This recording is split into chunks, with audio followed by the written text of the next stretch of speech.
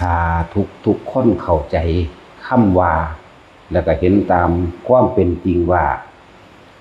สิ่งทั้งหลายทั้งปวงเบิดทุกอย่างว่าต้นไม้ภูเขาดินฟ้าอากาศฤดูกาลต่างๆคนสัตว์มีความเกิดขึ้นเป็นธรรมดาแล้วก็มีความแตกดับเสื่อมสลายตายไปเป็นธรรมดาถ้าทุกคนเข้าใจแค่คำนี้นะจึงคำว่าไม่ควรเข้าไปยึดมั่นถือมั่นใช่ไหมความสุดโต่งหมายถึงความอยากได้กว่าหมู่อยากรวยกว่าหมู่อยากมีอำนาจข่มเหงหมู่นี่มันก็ถอยลงมาทั้งตัวถ้าทุกคนเข้าใจคำนี้เด้สิ่งทั้งหลายทั้งปวงมีความเกิดขึ้นเป็นธรรมดามีความแตกดับเป็นธรรมดา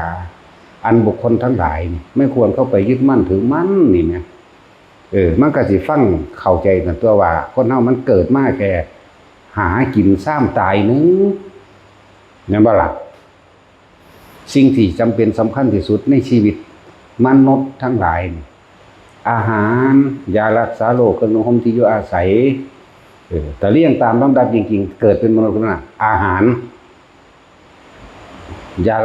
อาหารที่อยู่อาศัยเครื่องนุ่งห่มยารักษาโรคเท่านี้นึงเด้มันต้องมีอยู่ไม่กินเป็นบ่มีเครื่องนุ่งห่มกับทางตะกี้คนก็มีเสื้อผ้าใส่ดอกเนาะ ก็กินไปซ้ำตายคือเก่าอยู่บ่ต้องไปเว้าถึงพุทธกาลหรือยิ่งเนิ่นนานไปเอาแค่100 ปีขึ้นหลังบางเผ่าบางจำพวกคนยังบ่มีเสื้อผ้าใส่อยู่นี่แม่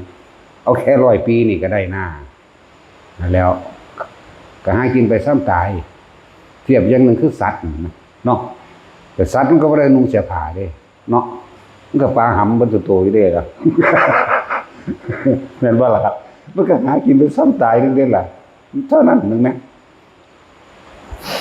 ถ้าเฮาเข้าใจสัพเพธัมมานารังอภินิเวสายะสิ่งทั้งหลายทั้งปวงนี่มีความเกิดเป็นธรรมดามีความแตกดับเป็นธรรมดาอันบุคคลทั้งหลายไม่ควรเข้าไปยึดมั่นถือมั่นเฮาก็สิเข้าใจคำว่ามัชฌิมาปฏิปทาแปลว่าอย่าสุดโต่งทั้งสองส่วนอย่าอยากได้อยากดีอยากมีเกินไปหาอยู่หากินแค่สืบไปวันๆแล้วมันก็สิฟังว่าสัตว์โลกมนุษย์ทั้งหลายเป็นสัตว์สังคมการอยู่ร่วมกันก็ต้องอาศัยเมตตากรุณามุทิตาและอุเบกขามีหยังก็พึ่งพาซึ่งกันและกันสงสารกันคนเฮาบ่มีผู้ใดอยากให้ผู้ใด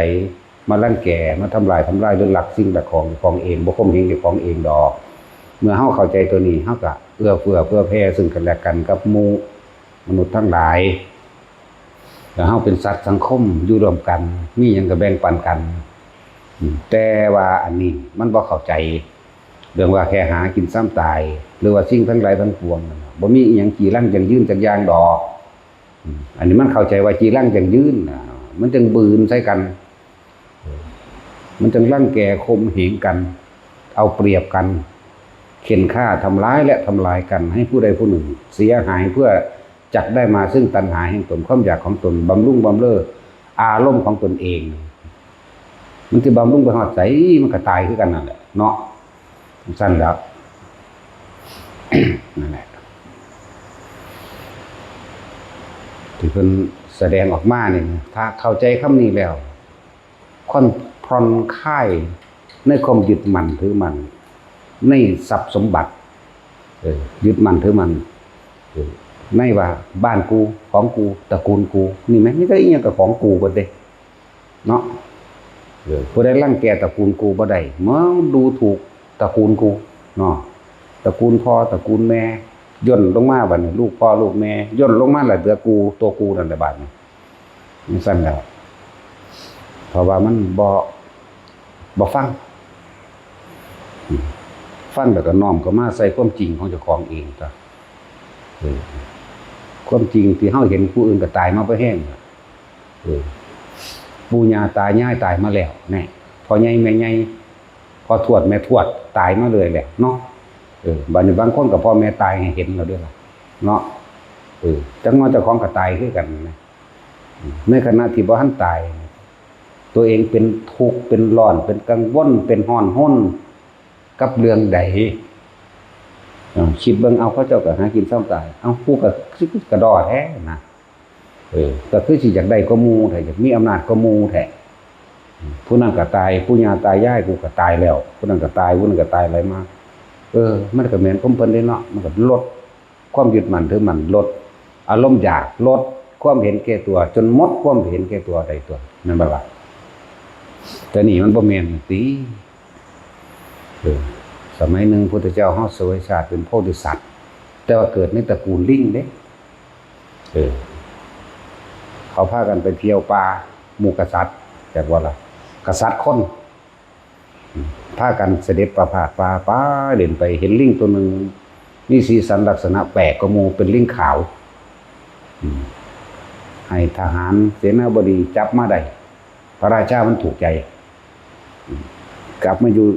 เขาก็จับได้ตัวคนมันหลายหาวิธีจับจนได้แต่ว่าลิงนั่นเป็นลิงโพธิสัตว์เด้เจ้าอุปนิสัยหมู่มนุษย์ดีจากว่าล่ะเอาเข้าไปปุ๊บมนุษย์ทั้งหลายเป็นผู้มากโดยความเห็นแก่ตัวถ้าไม่ทำถูกใจเขาจะทำร้ายและทำลายเราถึงขั้นฆ่าล้างทำลายแม้ตัวเราเองก็ได้แม้ตระกูลแห่งเราก็ได้ยิ่งเป็นประเภทกษัตริย์ผู้มีอำนาจถือครองว่าประเทศนี้กับของกูบ้านเมืองนี้กับของกูต้นไม้ป่าไม้ภูเขาสายน้ำก็เป็นของกูทั้งหลายนี่ล้วนแล้วแต่เป็นบริวารของกูจำเราต้องอยู่ให้เป็นนี่บัดนี้ลิงโพธิสัตว์อันนี้กษัตริย์บอกให้เฮ็ดหยังก็เฮ็ดนำเด้เข้าใจว่าล่ะเพราะมันเป็นของเด่นกษัตริย์อย่าลืมเด้อแม้เยาวกษัตริย์ก็สามารถประหารชีวิตผู้มีอายุมากได้แม่นบ่ล่ะที่เพิ่นมีคำที่บอกว่า4อย่างไม่ควรประมาทไฟคือเฮาไม่ขีดไฟตะกี้การไม่ขีดพญานาคเนาะขีดจวดมันเดียวสามารถเผาบ้านเผาเมืองได้ทั้งหมดเนี่ยไฟจะประมาทว่ามีจำนวนน้อยก็อาจสามารถที่จะเผาล้างทำลายบ้านเมืองทั้งหมดได้เห็นบ่ล่ะกษัตริย์นี่แม้จะเยาว์วัยก็สั่งประหารบุคคลผู้อื่นได้ด้วยเห็นบ่ล่ะภิกษุแม้บวชใหม่เห็นบ่ล่ะสั่นตัวก็อย่าประมาทนะภิกษุแม้บวชใหม่อาจมีคุณธรรมสูงสินะเพิ่นบ่ให้ประมาทเด้นั่นแหละ เพิ่นมีธรรมของเพิ่นในหันอยู่แล้วอยู่มาลูกกษัตริย์หลานกษัตริย์เขาก็เอิ้นกษัตริย์ทั้งเบิดนั่นแหละเขาจะบอกพระบรมสานุวงศ์นั่นแหละเหลนกษัตริย์เอานั่นให้มันกินมันก็กินบอกเต้นมันก็เต้นบอกฟ้อนมันก็ฟ้อนบอกหอยโหนบอกหาวบอกนอนเด้เบิดทั้งว่าตั้งกษัตริย์ผู้ใหญ่จนถึงเยาวกษัตริย์ตลอดลูกหลานเลี้ยงหลานกษัตริย์ก็อยู่ในตระกูลกษัตริย์ทั้งเบิดเฮ็ดตามใจเบิดเป็นที่รักที่พอใจของมหากษัตริย์บัดของผู้เป็นกษัตริย์ลิงตัวนี้อยู่น้ำเฮามานี่ก็2-3 ปีแล้วเธอก็เป็นคนที่น่ารักนั่นล่ะแต่ว่าสิ่งที่ลิงจดจำมากเวลากษัตริย์ขึ้นบัลลังก์จากว่าล่ะสั่งให้ไปยึดทรัพย์หมู่บ้านนั้นจันทคามนั้นสั่งให้ไปกั้นน้ำไม่ให้น้ำไหลบุคคลผู้ไม่ทำตามคำสั่งของเรามั่งเห็นป่ะลิงจือเด้จือเอาลิงโพธิสัตว์บ้านนั้นก็ของเราสายน้ำห้วยน้ำหนองน้ำของเราทุกคนนั่นอยู่ใต้อำนาจแห่งเราทั้งหมดต้องทำตามเราบ่ว่าแต่กษัตริย์ผู้เดียวเมียกษัตริย์ก็ว่าในหลายๆเมียพร้อมลูกกษัตริย์ก็ว่าอันใดก็ของกูอันใดก็ของกูอันใดก็ของกูทั้งหมดผู้ใดเอ่ยขึ้นเมืองกูพ่อกูปู่กูย่ากูแม่กูเห็นมั้ยอันนั้นก็ของกูวิ่งจือเอานั่นแหละบัดนี้เวลาไปเบิ่งเขาประหัตประหารกันลงอาญาเห็นบ่นี่เพราะอีหยังเพราะไม่ทำตามใจกูวิ่งก็เห็นเวลาเขาจับโจรขโมยได้จริงๆบางคนก็บ่แม่นโจรขโมยแต่ทำผิดใจกูเฉยๆนี่ก็เอาเขามาประหัตประหารลิงก็เบิ่งเกิดความยังสลดสังเวชในตนเองเด้3 ปีต่อมาปล่อยไปนี่แล้วก็ขึ้นแลนเข้าฝูงตนเองแหละ พวกบริวารทั้งหลายก็ถามเจ้าไปอยู่จังไดเจ้ากินจังไดเจ้าอยู่จังไดดูร่างกายอ้วนท้วนสมบูรณ์ดีแต่ว่าล่ะแต่ว่าจิตใจไม่สมบูรณ์เพราะยังความสลดใจสังเวชให้เกิดขึ้นเพราะว่าเห็นการกระทำของมนุษย์ผู้เห็นแก่ตัวหรืออีหยังกับของกูและของกูแม่น้ำลำธารมันเกิดเองกับของกูไปยึดเอาเห็นบอกความเห็นแก่ตัวป่าไม้ต่างๆกับของกูไปยึดเอาใส่กำลังคนเป็นร่างแก่ผมเห็นกันเอาเขาก็เห็นคนป่าหรือคนถิ่นเขาอยู่ของเขาอยู่แล้วก็ไปยึดเขามาเป็นทาสมาเป็นบริวารแต่ก็ว่านี่เขตป่าของกูห้ามผู้ใดลุกล้ำยึดสายน้ำยึดภูเขายึดห้วยหนองคลองบึงเป็นของกูเบิดนั่นแหละ พวกลิงบริวารทั้งหลายมาถามเป็นทั้งใดเจ้าบางเจ้าคืออุดมสมบูรณ์ดีแข็งแรงดียังสั่นยังสี่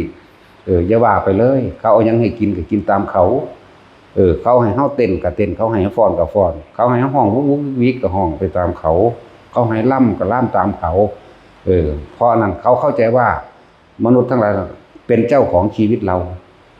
นั่นขนาดตัวเองเกิดในป่าแท้ๆอยู่เฉพาะนี่แท้ๆก็ยังเอาลิงนี่ว่าลิงกูของกูสมบัติกูนั่นแหละเขาบ่ได้มีความสุขหรอกอยู่ในหันแต่ว่าเขาเห็นทุกข์ทั้งหลายที่เกิดขึ้นแก่มนุษย์แต่ว่าเราอยู่เป็นอยู่กับร้อนให้เป็นอยู่กับเย็นให้สบายความหมายลิงก็เว้ากันนั่นแหละเพิ่นก็สรุปคำลิงที่สอนกันเองเห็นบ่อย่าว่าเลยมนุษย์นี่ล้วนแต่เห็นแก่ตัวแล้วก็เลวทรามต่ำช้าที่สุดยิ่งกว่าสัตว์เดรัจฉานซะอีกเหมือนพวกเรานี่แหละก่อนที่จะเป็นสัตว์เดรัจฉานก็เป็นมนุษย์ซึ่งทำลายล้างผลาญซึ่งกันและกันมาก่อนพวกเฮาทั้งหลายอย่าเห็นแก่ตัวเด้อหากินแต่เพียงอิ่มอย่าเก็บอย่ากักอย่าขังไว้ว่าเป็นของตนลิงสอนกันมนุษย์ทั้งหลายเหล่านั้นไม่รู้จักว่าคำว่าไม่มีอยู่จริงเขาไม่รู้ขนาดลิงยังหูจักอนิจจังทุกขังอนัตตาเห็นว่าล่ะแสดงว่าเพิ่นสอนเรื่องพระนิพพานมันแม้เป็นเดรัจฉานพุ่นล่ะแต่ว่าพระท่านมีให้เข้าใจอยู่ซื่อแต่ว่าตัวเพิ่นเองรู้แล้วแต่เพิ่นเป็นลิงอยู่พุ่นถ้าได้ก็สร้างเขาเอาเรื่องของไม่มีอยู่จริงเพิ่งไม่รู้จักอมตะเรื่องนิพพานแล้วนี่เข้าใจว่าล่ะสัตว์ได้นั่นส่วนเลวกว่าสัตว์กับคนนี่ล่ะเนาะแต่ก่อนจะไปเป็นสัตว์กับคนนี่เลวกว่าอยู่แล้วเห็นแก่ตัวคนน่ะอันแหละก็คือว่ามนุษย์ทั้งหลายหากินใช่แค่ว่าแต่หากินเพียงแค่อิ่มหาเก็บยึดมาเป็นของกูทุกอย่างล้วนแล้วแต่เป็นของกูทั้งหมดเพราะเขาไม่รู้ว่าสิ่งทั้งหลายไม่มีอยู่จริงมันบ่ธรรมดาเด้ลิงเด้เนี่ยเว้าจากวันลึกซึ้งเขายังอยู่เด้อเขาไม่รู้ว่าสิ่งทั้งหลายทั้งปวงนั้นไม่มีอยู่จริงเขาว่าไม่รู้ว่าสิ่งทั้งหลายนั้นมีความเกิดและคือเปลี่ยนแปลงและแตกดับสูญสลายเป็นธรรมดาเขาไม่รู้เพิ่นเตือนในฝูงลิงด้วยกันเองนั่นแล้วเพิ่นว่าให้พวกเฮาน่ะหากินแต่เพียงแค่อิ่มเด้อจะเก็บจะง่ำจะกำออกมาไว้แล้วก็หวงแหนเมื่อมีการหวงแหนแต่มีการรักษามีการรักษาก็ต้องมีการทิ่มแทงทำร้ายซึ่งกันด้วยหอกคือปากซะก่อนต่อไปก็หอกกิ่งดีขากันจริงได้บัดนี้เห็นบ่ล่ะเหมือนพวกเฮานี่แหละที่แรกก็มีเรื่องซุบทำลายกันทั้งปากก่อนเนาะเอาไปเอามามันอดใจบ่ไหวก็ทำลายทั้งร่างกายถึงขั้นฆ่ากันได้เลยแล้วนั่นแหละลิงเพิ่นสอนกันกินเพียงอิ่มเด้ออย่าแย่งอย่าซิ่งซึ่งกันและกันเถอะแต่เอามาเก็บแล้วมันจะเป็นของกูมันสิหวงแหนมันสิทำลายกันเลยลิงทั้งหลายเลยย้ายหนีเข้าไปสู่ป่าหิมพานต์ไกลๆพุ่นคือบ่เข้ามาใกล้มนุษย์อีกนั่นแหละเพิ่นไปแนะนำสั่งสอนหมู่พวกบริวารของเพิ่นเองลิงสอนอนิจจังทุกขังอนัตตาได้ลิงสอนคำว่ามนุษย์ทั้งหลายไม่รู้ความเปลี่ยนแปลงมนุษย์ทั้งหลายไม่รู้ว่าสิ่งทั้งหลายทั้งปวงไม่มีอยู่จริงนิพพานเลยผู้ใดเข้าใจจุดนี้ได้นะจักว่าล่ะ คือบ่กลับมาเกิดอีกบ่อยากได้หยังอีกคือบ่เข้าไปยึดมั่นถือมั่นในสิ่งทั้งหลายทั้งปวงแต่ว่าชีวิตมันมีอยู่นี่ตอนนี้แค่หากินหาอยู่ไปโดยบ่ทำร้ายเบียดเบียนให้ผู้ใดผู้หนึ่งเสียชีวิตและทรัพย์สินตลอดทั้งมนุษย์และอมนุษย์ทั้งหลายสบายแล้วจักว่ามันปลอดภัยแล้วใจนี่บ่กังวลแล้วบ่มีความกังวลบ่ไผสิมาตีมาฆ่ามาทำลายพอเฮาบ่ไปฆ่าไปทำลายไผนั่นแล้วขนาดลิงยังสอนแบบนี้ได้นั่นแหละ ลิงกว่าโพธิสัตว์มันประกาศโพธิญาณจักว่าล่ะหนทางสู่ความสำเร็จหนทางสู่ความสำเร็จคือ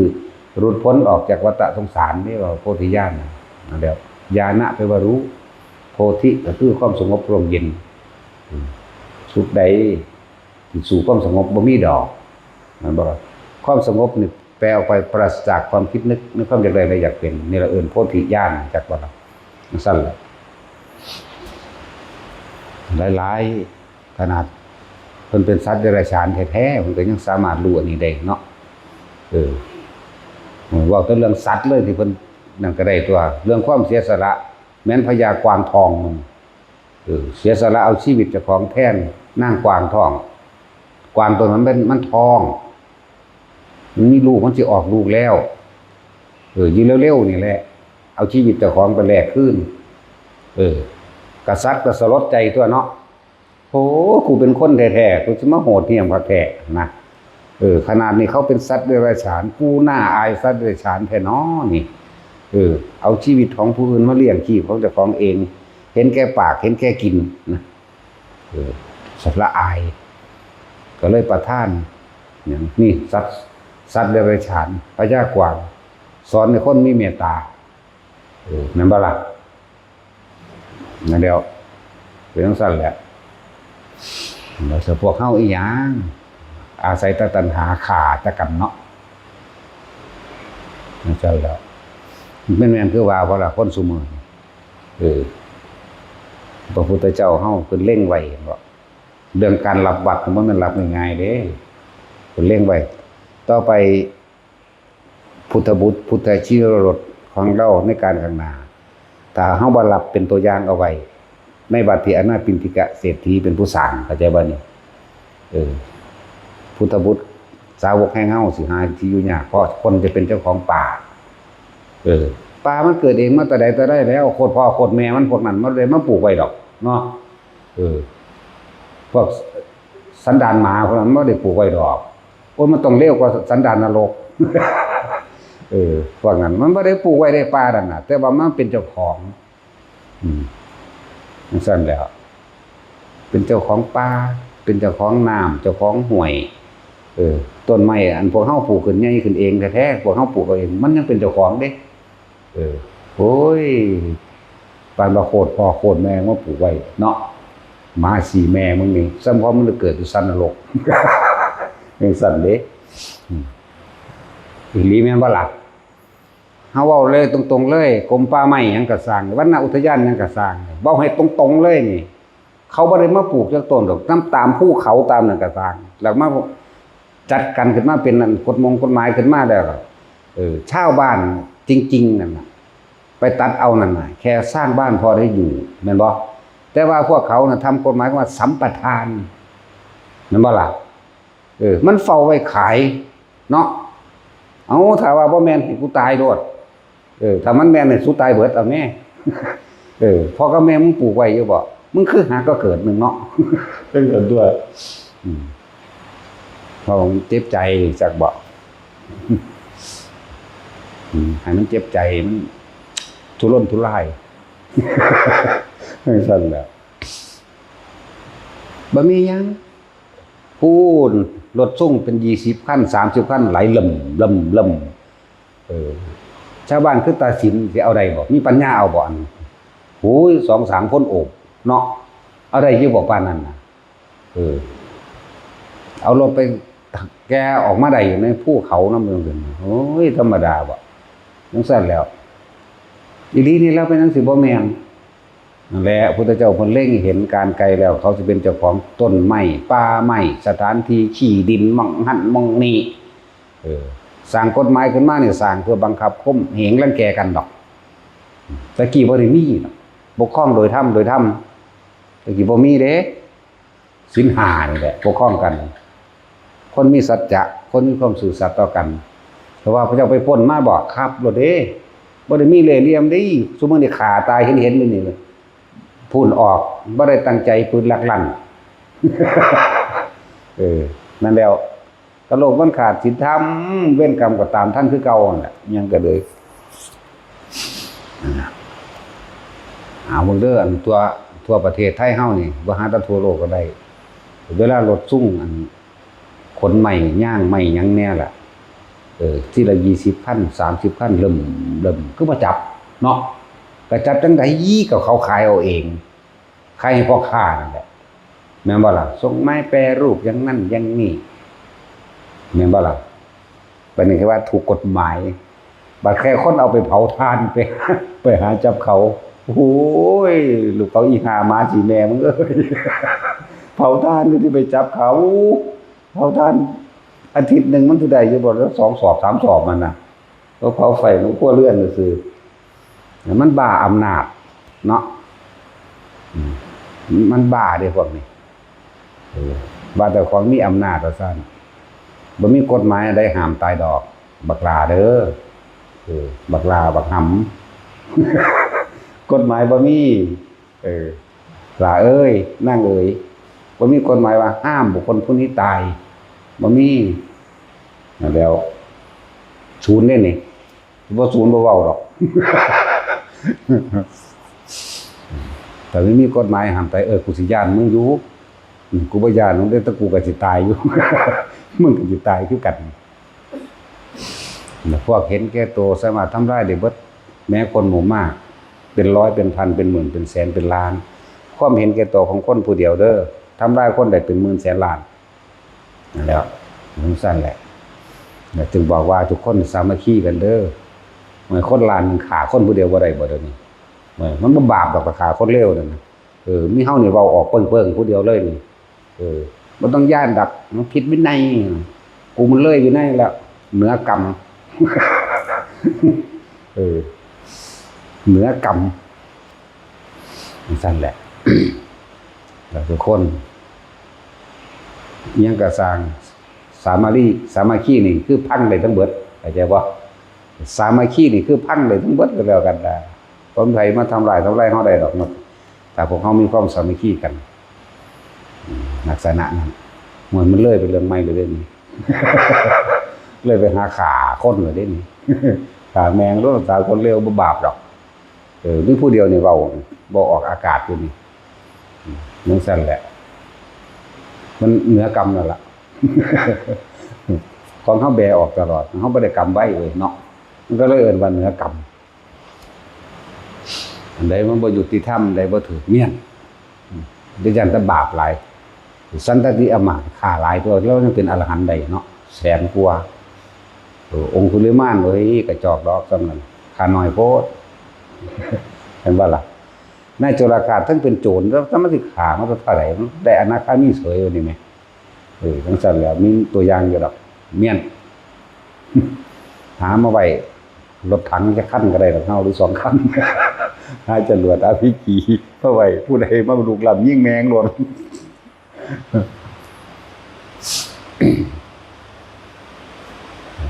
ความเห็นแก่ตัวของคนแทนที่สิคนที่มีอำนาจแทนที่สิเอาใส่อำนาจใส่หน้าที่ใส่การงานเป็นไปในทางที่สร้างสรรค์และมีประโยชน์เข้าใจบ่ล่ะให้มันออกจากจิตใจของเจ้าของพาคนพัฒนา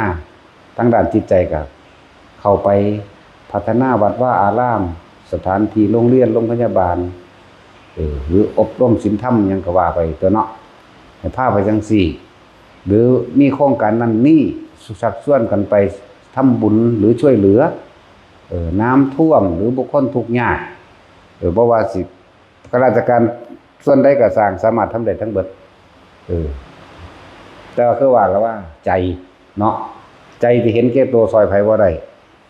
ใจที่เห็นแก่ตัวนี่เห็นแก่ตัวอวดอ้างอำนาจว่าตัวเองมีอำนาจเฮ็ดบ่ได้เด้คนพวกนี้เพราะว่าอัตตาตัวตนความเห็นแก่ตัวขวางไว้เบิดคือมีแต่สิเอาเปรียบอย่างเดียว แต่ว่าถ้าคนมีจิตใจเอื้อเฟื้อโดยในตัวของมันเองยศถาบรรดาศักดิ์และตำแหน่งนั้นได้ใส่ที่เป็นประโยชน์ได้มากที่สุดประโยชน์นี่เป็นประโยชน์กับผู้คนหมู่มากพร้อมนี่แหละ จักจูงจักชวนกันนะออกเงินกันซื้อรถโรงพยาบาลให้สถานีอนามัยนั่นนี่กันหน้าเฮาก็พากันเฮ็ดดีเนาะหรือจักจูงจักชวนสร้างวัดสร้างว่าก็ว่าไปซื้อรถโรงพยาบาลสร้างโรงเรียนก็เฮ็ดไปเนาะไปจังซี่เด้จังมันจังสิเป็นอันนี้ใส่อำนาจมาข่มเหงผู้บริสุทธิ์มีจักหัวบ่มีทางมันกล่าวเอาคำว่าผู้บริสุทธิ์อยู่แล้วท่านตัวภาษาคนนอนน้ำเมียอยู่เลี้ยงลูกอยู่เนาะยังทรงหวัดรถอยู่ดีว่าดีนี่ก็ย่อสอท่านเบิดพวกนั้นนั่นแหละความเห็นแก่ตัวเห็นได้ทุกอย่างฆ่าพระพุทธเจ้าก็ได้ฆ่าพระอรหันต์ก็ได้ฆ่าพ่อแม่เจ้าของก็ได้ยุ่งคนแตกแยกก็ได้เด้อยุ่งสงแตกแยกก็ได้เด้ความเห็นแก่ตัวตัวอย่างมันก็มีมากอยู่แล้วด้วยซ้ำเทวทัตพยายามทำลายพระพุทธเจ้าแม้บางภพบางชาติเห็นบ่เทวทัตเกิดเป็นคนพระพุทธเจ้าเฮาเกิดเป็นลิงเขาไปลบกันในระหว่างเมืองพระนครศรีกับเมืองอีกเมืองหนึ่งไปลบกันบัดนี้เทวทัตหนีทัพย่านตายบักฮากันเห็นไหมย่านตายหนีทัพออกมามานอนสลบอยู่ลิงตัวนี้หาแนวมาให้กินเกิดกำลังแล้วหาแนวมาให้กินหาน้ำให้กินมันตกหลุมพร้อมเด้ตกคือไปตกหลุมพร้อมได้นี่ขึ้นบ่ได้ลิงตัวนี้สัตว์เครือไม้ลงไปให้ปีนขึ้นมาได้ให้ปีนขึ้นมาได้เพิ่นก็เบิดแห้งคือกันลิงก็เบิดแห้งคือกันแต่ว่าเทวทัตมันนั่นหูเมื่อก่อนอยู่ดีเกิดอยากกินลิงมึงดูฮะคนซอยชีวิตมันคักๆเลยสาดหมานี่เนาะโอ้ยมันต่ำมันสูงโพดหมานี่ตอนนี้มันก็อยู่ในนรกอยู่แล้วเนาะของได้เลยตัวมันอยู่ในนรกพุ่นเนี่ยเอาก้อนหินมานี่ทุ่มใส่หัวลิงหวังสิเอาไปกินเด้น่ะลิงก็พอดีสติปัญญาไว้เนี่ยพลิกตัวออกนิดนึงแต่ว่าถืออยู่นิดนึงเหมือนกันได้จึงแล่นขึ้นกกไม้ได้แต่ว่าถึงขณะนั้นยังมีความเมตตาและกรุณามหาศาลเด้ลิงอีกแล้วลิงของพระพุทธเจ้าเฮานี่แหละขึ้นไปตามเครือไม้ป่าไม้คือพระเจ้าสิบอกทางให้เทวทัตนี่ออกจากทางอาจจะบ่นี่ให้กลับบ้านเมืองเจ้าของเองโดดใส่งานนั่นโดดใส่งานนี่ไหลไปตามป่าพุ่นนี่ก็ย่างนำย่างนำจนว่าไปถึงทางว่าออกได้แล้วเห็นบ่นี่ส่งคนพวกนี้แล้วก็กลับขึ้นมาได้บ่วันนี้ก็เข้าในเมืองไปเข้าไปฉีดตัวพระราชาอีกคือในกองทัพเขาถามกันว่าแม่ทัพนี่ไปไสจักว่าล่ะแม่ทัพว่าโอ้ยถูกปิดล้อมจังซั่นจังซี่เขาว่าเด้บ่ได้ทัพแตกตั้งแต่มันหนีแต่ท่านได้ลบพุ่นเด้บักห่านี่โคตรห่ามึงนี่สั่นแล้วว่าสิด่าโคตรบ่ได้มันหนีทัพก่อนสิถูกตีแตกมันย่านปล่อยให้ทหารเขาลุยเอาเองเมื่อมันบ่มีแม่ทัพดอกคนเฮามันใจถอยเด้เนาะถอยตัวนี้พระนุษย่านเขาขาเขายิงปืนในตูมแล่นหัวปักหัวขวมมาเลยมาตกในหลุมมันนี่แหละแล้วลิงเลยซอยขึ้นทางทหารเขาสอบกันบัดนี้แล้วไปใช้มาโอ้ยทัพแต่หนีสู้เต็มที่สู้บ่ไหวได้เลยต้องมาเนี่ยแล้วเขาก็เสื้อไปก่อนที่แรกเดี๋ยวบอกต่อมาก็มากุเรื่องขึ้นว่าตอนนี้ทัพมาตอนนั้นทัพแตกมากไปตกมาไปเห็นพญาลิงเปลือกตัวหนึ่งเป็นผู้มีรูปร่างสวยงามคุยคนแบบนั้นบัดนี้มึงดูไปบอกพระราชาเนี่ยพระราชาว่าก็เห็นดีเห็นงามด้วยก็เลยว่าให้พอจื้อทางได้บอกว่าทางลิงพญาลิงนั่นอยู่ทางใดได้พากันไปแล้วจนไปหาวิธีจับและแวดล้อมได้ที่จริงนั่นน่ะมันจะขาลิงมันเป็นตัวพระราชาว่าผู้ใดได้กินลิงตัวนี้ สิมีชีวิตยืนยาวเป็นอมตะจักว่าล่ะนั่นพระราชาตอนนั้นแรกกับปัญญาอ่อนอยู่คือกันนั่นแหล้วก็พ่อเพิ่นนั่นแหละ ตอนก็ดีแต่สมัยนี้เป็นพ่อเพิ่นจักว่าล่ะแต่ว่าสมัยนั้นบ่แม่นนำจนจับพญาลิงอันนี้ได้ เมื่อจับได้แล้วก็เขาก็เอาไปทำความสะอาดให้มันมีกลิ่นหอมว่าเขาสิกินนั่นแหละความหมายเขานั่นในตอนนั้นนะบำรุงเลี้ยงเขาอย่างดีลิงอันนั้นก็คือสิเว้าภาษามนุษย์ได้อยู่นั่นแหละบอกแต่คำว่าเก็บไม้ลอยน้ำขึ้นมาดีกว่าช่วยเหลือคนอกตัญญูเว้าอยู่จังซั่นเก็บไม้ลอยน้ำขึ้นมาดีกว่าช่วยเหลือคนอกตัญญูนะบอกไปอยู่มาเรื่อย7 มื้อ8 มื้อเขาสงสัยได้ครับก็กษัตริย์สงสัยเป็นหยังคือบอกถ้าคำนี้นะเก็บไม้ลอยน้ำขึ้นมาดีกว่าช่วยเหลือคนอกตัญญูนะก็เลยว่าพระเจ้าท่านว่านอนมันมีความหมายว่าจังใดก็เลยเว้าเรื่องราวต่างๆเรื่องราวที่ว่านี่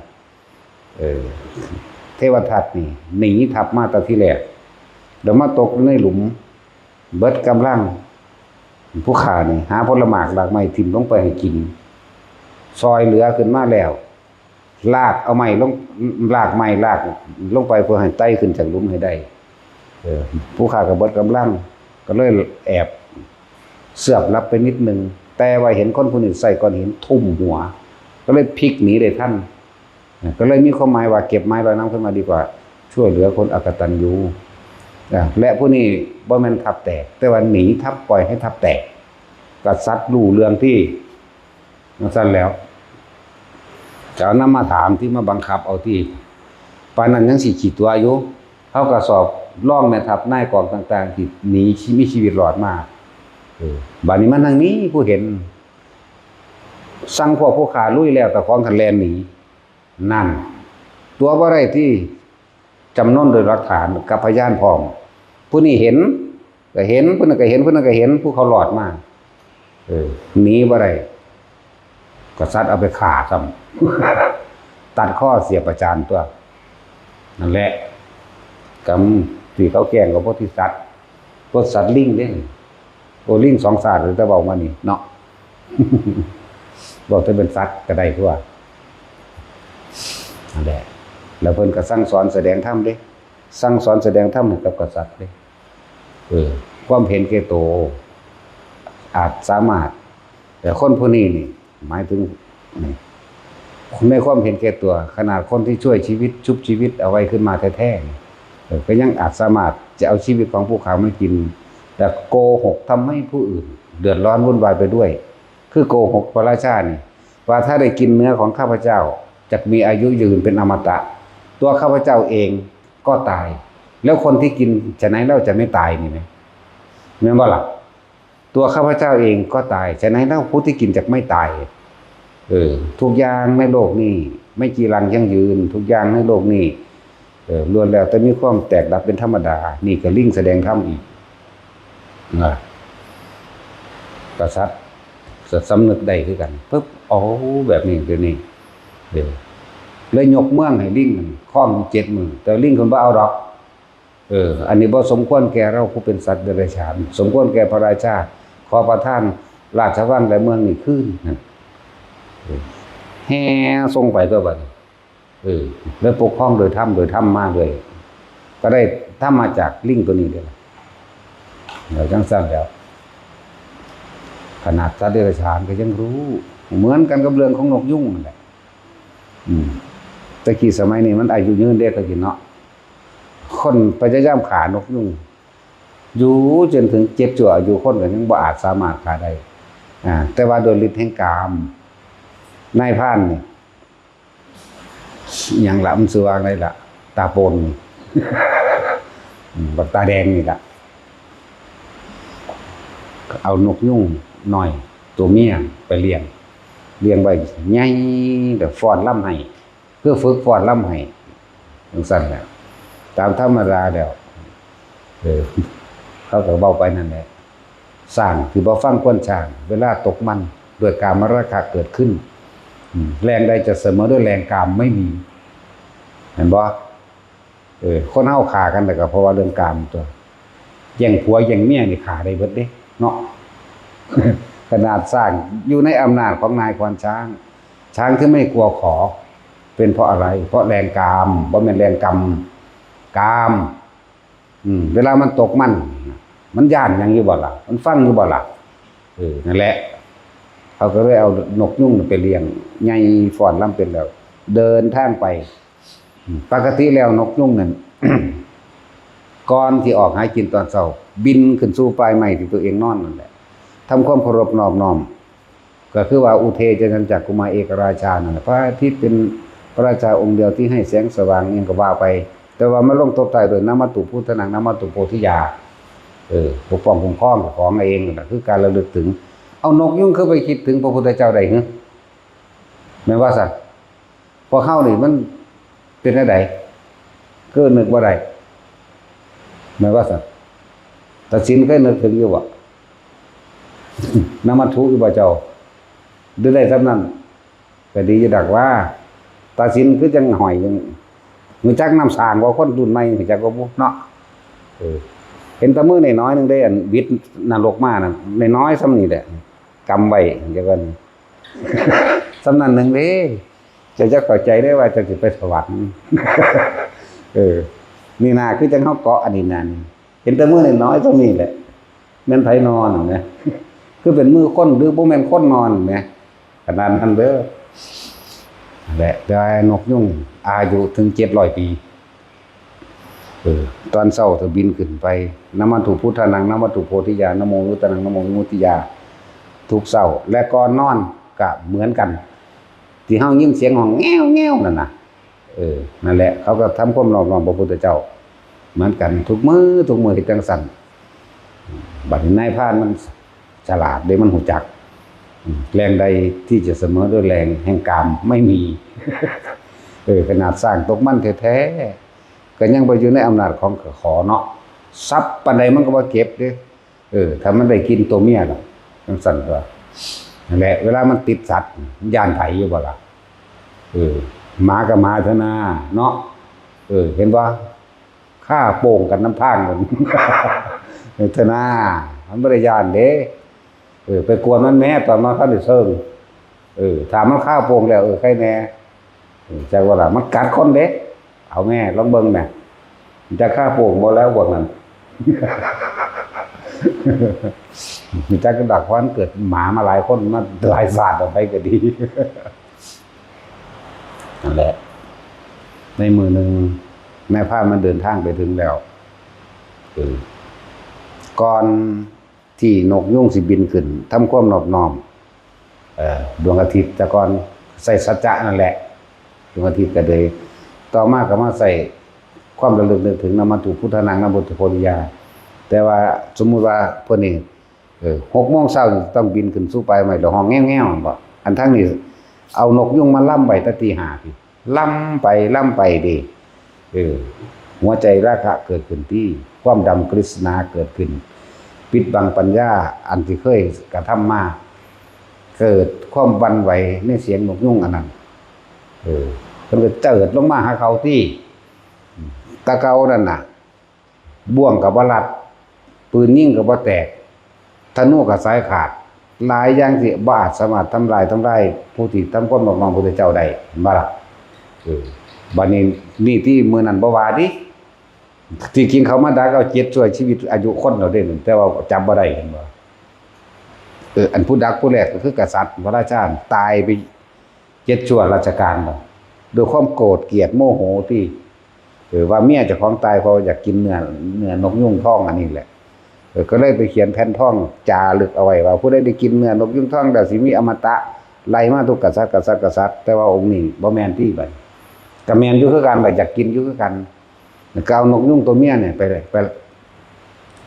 ป็นกับดักไปเป็นเหยื่อก็ถือกับดักเขาอีหลีที่บินวับลงมากับเพิ่นกับแพลำแพนขึ้นเกี่ยวกีบเขาที่เนาะของอยู่เพื่อเดียวมันก็เปรี้ยวใจเนาะอยู่คนเดียวเปลี่ยวกายไม้ชมป่าชมพุทธสารนาพันอันสดใส โมเมนต์แนวนี้ดอก สมมุติด้านอันสดสวยมีต้นกุ้งต้นกิกและต้นกล้วยนาฏศิลป์เคยยินบ่เจ้าก่อน8เด้อนี่สีสวยๆน่าชมสมประสงค์ก่อน8ปูนผมไปแต่งก่อนครั้งแรกอยู่ป.5 หรือป.6 ประมาณนี้แหละสลับรับรองส่งเนาะแต่สินบ่รู้จักซ้ำเจ้าแต่งว่าจังไดก่อนตะกี้แปลว่าเป็นแมงปอปีกบางเจ้ากลางปีกสวยเนาะฝากบอกคอยด้วยคิดถึงมากมายหรือว่าได้ในวัดศิลป์เจ้าเป็นแต่คือว่าเบื้องหน้านะคุยลุยอยู่แบนเด้อนั่นแหละนกยุ่งก็เลยถูกจับได้ว่าไปลงเสียงล่ำของนั่งนั่นแหละนั่งนกยุ่งอันนั่นแหละสุดท้ายแล้วเขาก็นำมาให้กษัตริย์ที่บัดจับมาได้แล้วก็มาเลี้ยงบำรุงไว้อย่างดีในมือหนึ่งกษัตริย์ก็ลงมาถามเอาแผ่นทองมาอ่านจารึกไว้ว่านี่ตั้งแต่กษัตริย์ตนนั้นเขียนมาไว้ว่าถ้าผู้ใดได้กินนกยุ่งอันนี้สิเป็นผู้มีชีวิตอมตะนกยุ่งกระเทศคือกันตัวผู้ขายเองก็ต้องตายคนกินเป็นหยังสิบ่ตายเนี่ยบ่ล่ะนั่นแหละนกยุ่งก็เลยเว้าในลำลึกในอดีตศาสตร์การก่อนให้ฟังนกยุ่งระลึกชาติได้อย่างก็ล่ะสมัยเกินการก่อนนั้นตัวเฮาเองก็เกิดเป็นกษัตริย์ของเมืองนี้และเป็นผู้ตั้งเมืองพระราชสีแห่งนี้โดยซ้ำไปลบล่าขาฟันมาจนเกิดมาเป็นคนตั้งสัตว์ได้นี่ถ้าว่าเสือว่ามียังเป็นคติตัวอย่างเป็นเครื่องอุปกรณ์ยืนยันหรือว่าเป็นพยานหลักฐานใดรถขั้นที่ขี่ไปลบในสมัยนั้นจมอยู่ในกองน้ำอันนี้บัดเขาก็ไปวิทย์ขึ้นมาก็มีอีหลีซื้อว่าจังสี่ซื้อว่าจังสี่สลักไว้ในพระขันมั่งสลักไว้ในยังรถม้านั่นแหละมั่งก็เริ่มมีความเชื่อแล้วแต่ว่าด้วยกรรมอันนึงก็เลยให้ไปเกิดไปเป็นนกยุ่งแล้วเพราะการปกครองเมืองตะกี้ก็บ่ได้อยู่ในทัศพิธราชธรรมนกยุ่งแสดงทัศพิธราชธรรมให้กับกษัตริย์เรียกว่าหลักแต่ก็เว้าหลายอย่างขึ้นชื่อว่าความเป็นอมตะในโลกนี้บ่มีจักอันจักอย่างชีวิตของมนุษย์ทั้งหลายบ่หาความจริงได้ยั่งยืนมาได้แม้ตัวเราเองผู้เป็นนกยุงในขณะนี้เป็นต้นตระกูลจะชื่อว่าเป็นปู่ของท่านโดยซ้ำไปเบิ่งธรรมดาว่ะแล้วเลือกสร้างให้พวกกษัตริย์ถึง7อายุคนนะ7ชั่วอายุคนเด่นแต่ว่านกยุงนั่นยังบ่ทันตายอยู่พวกนี้ตายไปแล้วก็เลยเว้าเรื่องนางอันนี้หมายถึงเมียกษัตริย์นั่นที่จริงอยากฟังธรรมจากนกยุงแต่คนมันไปแปลความเข้าใจผิดฝันว่านั่นหมายถึงกษัตริย์ชุดต่อไปผู้ต่อไปนี่กษัตริย์ผู้ต่อไปนั่นเป็นลูกของนกยุงฟังดีๆเด้อกษัตริย์ผู้ต่อไปนี่เป็นลูกของนกยุงเจ้าบ้านนี่นกยุงตะกี้เป็นคนสร้างบ้านแปลงเมืองมาเรียบร้อยก็ยกอันนี้ให้ลูกชายตัวเองก็ตายก็ไปเกิดเป็นนกยุงนั่นแหละนี่เพิ่นเว้าว่าจังซี่ลักษณะนั้น เรื่องกรรมบางอย่างเลยไปเกิดเป็นนกยุงเพิ่นก็วางซี่แล้วก็ไล่เรื่องอดีตชาติแล้วก็ไล่ต้นตระกูลมาเรื่อยเลยจนว่าทุกคนเกิดความเข้าใจเพราะว่าไปเบิ่งพยานหลักฐานอย่างต่างๆรถคันนั้นรถม้าตกอยู่ในบ่อน้ำทั้งนั้นแหละวิทย์น้ำขึ้นแล้วมันก็บ่มีแล้วมันก็แผ่นดินก็สูงขึ้นมาเรื่อยเนาะเขาเรียกว่าขุดลงไปอีกจึงเห็นแล้วก็สารักอยู่ในพระขันเป็นสื่อนั่นบางคนก็บอกสื่อเพิ่นถึกเจ้าเมืองพาราณสีต้นกำเนิดเจ้าเมืองพาราณสีสื่อไว้จังซี่ก็ว่าไปนั่นแหละจึงมีความเข้าใจกันซึ่งกันและกันว่าที่จริงแล้วเขาอยากฟังธรรมจากนกยุงแต่ว่าก็อยากฟังธรรมจากนกยุงผู้หญิงนั่นฝันเฮ็ดจังได๋น้อนี่ผู้ผัวคันเชียดก็เลยว่าพูดได้สลักใส่อันจารึกใบทองคำเอาไว้ว่าผู้ใดได้กินเนื้อนกยุงนี้จะมีชีวิตอมตะจักบ่ล่ะเลยมีความเข้าใจผิดมาจนถึงทุกมื้อนี้ก็เลยเอิ้นกษัตริย์นี่ว่า ดูก่อนหลานเอ๋ยคุณได้ว่าธรรมดาเด้หรือสิเหลนหรือสิหล่อนไปคนละเนาะมันเจ็บชั่วอายุกษัตริย์ตรงนี้และเพิ่นก็แสดงธรรมคำว่าเป็นอมตะไม่มีในโลกสิ่งใดเกิดขึ้นเป็นธรรมดาสิ่งนั้นแตกดับเป็นธรรมดาหาความจริงดังยิ่งยืนไม่ได้ชีวิตเป็นของไม่เที่ยงแท้แน่นอนนั่นอันคือว่าความตายกายตายตั้งแต่ในท้องก็มีเกิดใหม่ก็มีตายแก่ก็มีตายหนุ่มก็มีนี่มันก็ไล่ไปแล้วเพิ่นก็สั่งสอนแสดงธรรมถ้าสอนเรื่องอนิจจังทุกขังอนัตตาใดรู้พระนิพพานก็แล้วกันนั่นแหละแต่ว่าสิเว้าเรื่องนิพพานตอนนั้นมันเว้าบ่ได้เห็นบ่ล่ะบ่มีตัวอย่างถ้าเว้าตอนเพิ่นมาบวชแล้วนี่เป็นพระพุทธเจ้าแล้วนี่นี่คือตัวอย่างบุคคลที่เสียสละทุกอย่างบุคคลที่เสียสละได้ทุกอย่างเพื่อผู้อื่นได้นี่คือบุคคลเช่นนี้นี่เห็นบ่ล่ะซั่นล่ะเรื่องว่าเพิ่นจังมาสอนทัศพิสธรรมให้กษัตริย์ที่เจ็บนี่ครับฟังอาการลูกหลานเลี้ยงหล่อนตนเองน่ะถึงจะเว้าได้ก็เลยเวียนว่ายตายเกิดเป็นว่าแรงอันใดจะเสมอด้วยแรงกรรมไม่มีเลยเนาะฟังดีๆแล้วว่ามันกรรมเด้กรรมก็ถูกในส่วนของเพิ่นเว้าถูกแล้วของเฮาน่ะเอามาเทียบแรงกรรมของเฮามันถูกน้อยๆนึงดอกของเพิ่นยังถูกหลายเป็นมาเทียบว่าตัณหาและราคะโดยกามราคะฆ่าคนก็ได้เนาะเฮ็ดได้เบิดทุกอย่างจังซั่นคนเฮานี่หาอยู่หากินเลี้ยงกันก็เลี้ยงอันเดียวล่ะสิเป็นเลี้ยงหยังแม่นบ่ซั่นเลี้ยงอันเดียวมีหยังเริ่มต้นจากผัวกับเมีย2คนผู้หญิง2คนดังนั้นเป็นบริวารมันลูกหลานเหลนหล่อนความร่ำความรวยยศถาบรรดาศักดิ์อำนาจเป็นบริวารมันเด้นั่นบริวารราคะจากบนความยินดีพอใจในรูปลักษณะท่าทางของบุคคลที่พอใจที่รักใคร่ที่ยินดีเห็นบ่เมียก็ยินดีในผัวผู้หญิงก็ยินดีในผู้ชายผู้ชายก็ยินดีในเมียในผู้หญิงผู้ชายนั่นแหละดังนั้นเป็นบริวารมันเบิดแม่นบ่ซั่นเกิดจากความพอใจของคน2คนเด้มันบ่ได้ว่าความรักเด้อันนั้นมันเหมือนความรักเด้ใครอยากในรูปในรสในกลิ่นในเสียงในสัมผัสทางกายถ้ามันเห็นบ่พอใจเบิ่งดูบ่ฆ่ากันโลดเนาะผู้เมียก็ฆ่าผัวได้ผู้พ่อก็ฆ่าเมียได้ลองเบิ่งแม่มันบ่แม่นความรักเด้พวกนั้น บ่ได้คือพระพุทธเจ้าเด้รักเหมือนกันแต่คนละรักอย่างว่าล่ะบ่ซั่นเพิ่นเอิ้นว่ากามคุณคนเฮาที่มันเฮ็ดอีหยังนำกันกับกามนั่นแหละมันสิเป็นแม่มันหยังเนาะแม่นบ่ซั่นโอ้ยว่ามันศูนย์ขึ้นแล้วบัดนี้เป็นเรื่องของกามนั่นแหละเอาของหลานผู้ใดคนหนึงมันไปถึงอีกลูกอีกผู้หนึงตีบ่รู้นั่นศูนย์จะฆ่าเด็กน้อยๆมันก็ฆ่าเด้นี่แหละบริวารแห่งกามนะแม่นบ่ล่ะเด็กน้อยกับเด็กน้อยผิดกันแต่ว่าลูกเจ้าของหลานเจ้าของอันเลื่อนจังน้อยแต่ว่าเขาบ่เป็นหยังเขาหัวศูนย์ให้โลดเนาะเอาไว้ถ้าบ่แม่นน่ะบ่เลยเจ้าคนที่บ่เป็นแม่นเบิดนี่สิบ่แม่นบ่แล้วอีหลีนี่แหละนี่แค่บริวารน้อยๆเด้นี่เนาะซั่นแล้วคือลูกเจ้าของไปถือเขารังแกจังซั่นแหละนั่นแหละบริวารแห่งกามเบิดทุกอย่างตกอยู่ใต้อำนาจแห่งราคะเบิดนั่นแหละราคะโทสะโมหะ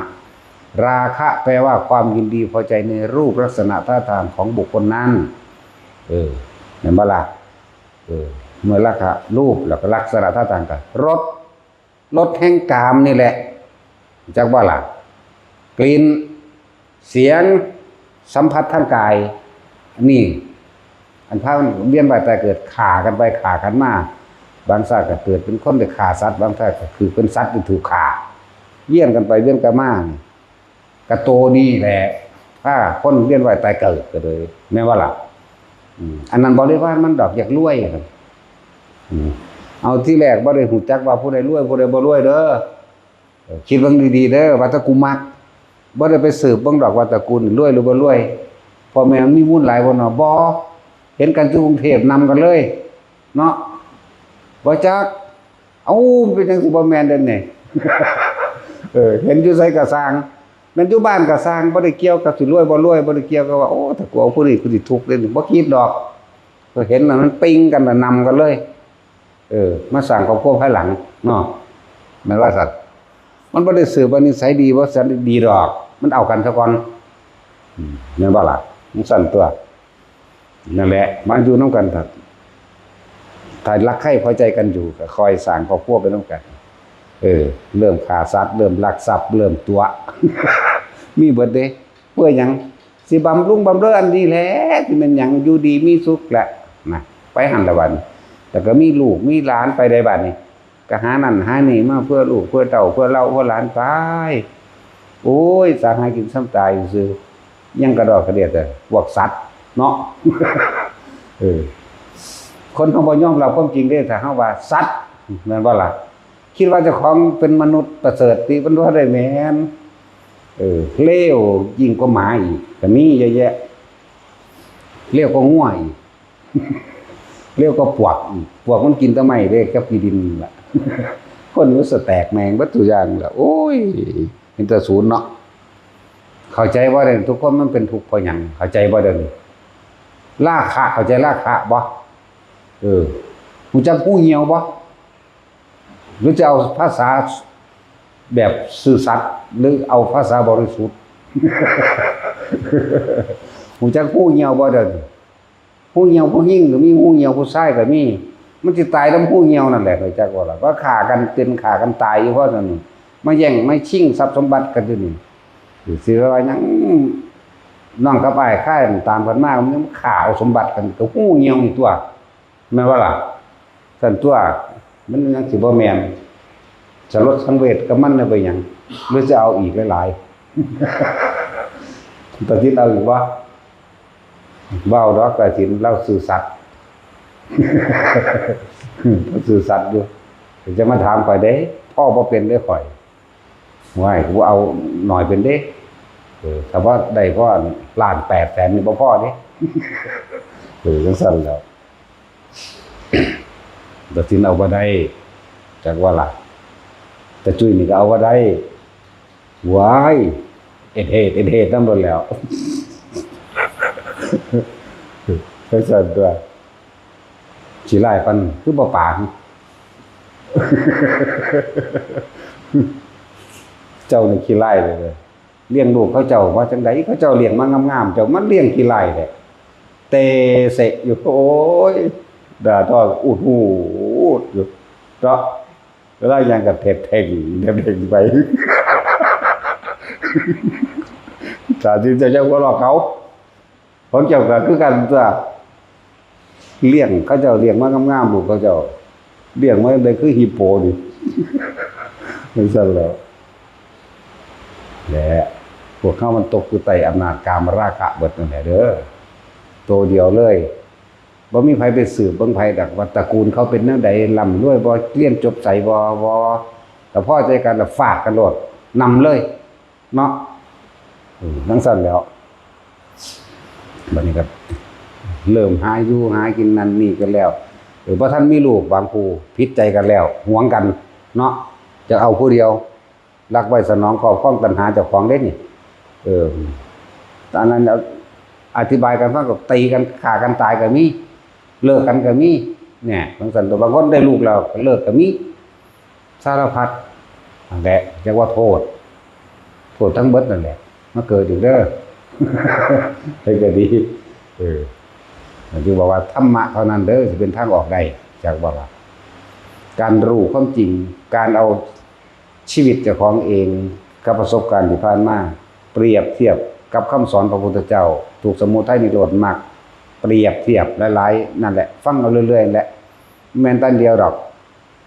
แต่โอ้ยถ้าสิเข้าใจคำเดียวนี่มันก็บ่ได้ยากเลยสิ่งทั้งหลายทั้งปวงมีความเกิดขึ้นเป็นธรรมดามีสิ่งทั้งหลายทั้งปวงเหล่านั้นย่อมมีความแตกดับเป็นธรรมดาอันบุคคลทั้งหลายไม่ควรเข้าไปยึดมั่นถือมั่นอย่างนี้บุคคลผู้ใดยึดเข้ามาเป็นอารมณ์ผู้นั้นย่อมอยู่กับทุกข์จมอยู่กับกองทุกข์กองไฟคือราคะไฟคือโทสะไฟคือโมหะลุ่มหลงแล้วเมาเวียนว่ายตายเกิดอยู่แค่นี้นึงเด้ตั้งสั้นแล้วนั่นแหละเอาสรุปเรื่องนกยุงบัด นกยุ่งเมื่อสั่งสอนแสดงธรรม กับพระราชาเลยครับขึ้นสู่ภูเขาแห่งตนนี่เท่านั้นแหละส่วนพระราชาก็อยู่ห้องลึกบ้านของเมืองโดยทัศพิษราชธรรมก็เข้าใจดีแล้วแนวนั้นน่ะ แต่จังหวะมันมีที่มาหลายๆอย่างเป็นนั่นคือให้ทองละมัดถุอย่าลืมทองมามัดถุเด้อ ไอ้ก็ดีมันบ่ได้หาก็เกิดขึ้นได้เรื่องนี้มันเกิดขึ้นมานานแล้วนั่นแหละอันนี้เว้าแต่เรื่องโพธิสัตว์ที่เป็นสัตว์เนาะเป็นปลาดุกมื้อนั้นแล้วโอ้ว่าเราเป็นตะเลโตนเป็นปลาดุกเป็นกระต่ายเป็นเว้นไว้ต่อสัตว์ที่น้อยลงไปกว่านกกระจาบนกกระจาบนั่นแหละเนาะน้อยลงไปกว่านั้นบ่เป็นใหญ่ที่สุดก็คือช้างแต่ประเภทปลาก็เป็นปลาเข็งปลาหมอแม่นบ่แม่นตัวปานนั้นว่าเรียนสูงมาเฮ็ดหน้างงได้หยัง ใหญ่สุดในตัวปลาก็คือเป็นปลาฉลามถ้าเป็นปลาบ้านบ่เป็นอ้าวบางชาติเอาพระอานนท์เป็นปลาบ้านได้บักใหญ่ปากขึ้นกินสัตว์เล็กสัตว์น้อยเขาเป็นที่เราเป็นหมื่นเป็นแสนบ่อิ่มบ่พอแต่ว่าพระพุทธเจ้าเฮานี่เป็นปลาฉลามนำไปสอนอยากบ่ล่ะสอนเอาปลานี่หรอกอย่าฆ่าสัตว์อดเอาใจก็ตายเถอะคอยเปลี่ยนภพชาติไปเป็นมนุษย์นั่นคือหูจักเหรอปลาฉลามไหมตอนแล้วแหละ สิเบิ่งดีๆเด้อพวกเฮาทำผิดมามากมายกามราคะบริวารของมันดิ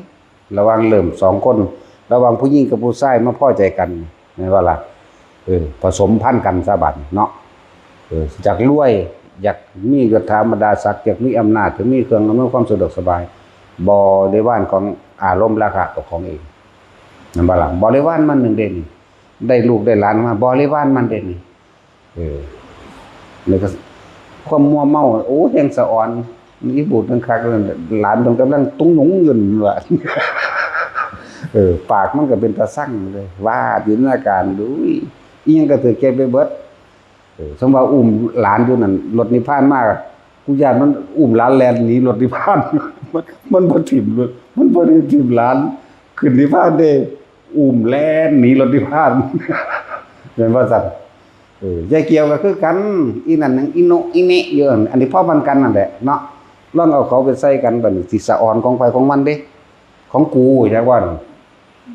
ยายเกี่ยวก็สิสะอ่อนหลานเจ้าของอีนี่ก็สิสะอ่อนลูกหลานเจ้าของกันเด้อุ้ยตุกติกตุกติกว่าเด้เนาะพอดีรถนิพพานมา2คนอุ้มลูกหนีรถนิพพานหนีไผหนีมันบ่กล้าขึ้นดอกเห็นบ่เอาอีหลีเป็นหยังสิบ่แม่นดอกเด้ไผสิถิ่มแล้วว่าเด้บ่ลงมึงก็ไปเกิดมึงเอาตัวอย่างหยังเนาะ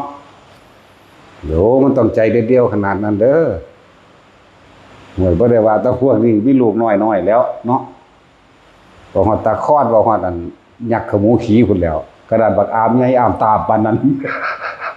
รถที่บ้านไปแล้วลูกชอบแขนลูกแล่นหนีรถที่บ้านอย่าไผเป็นห่วง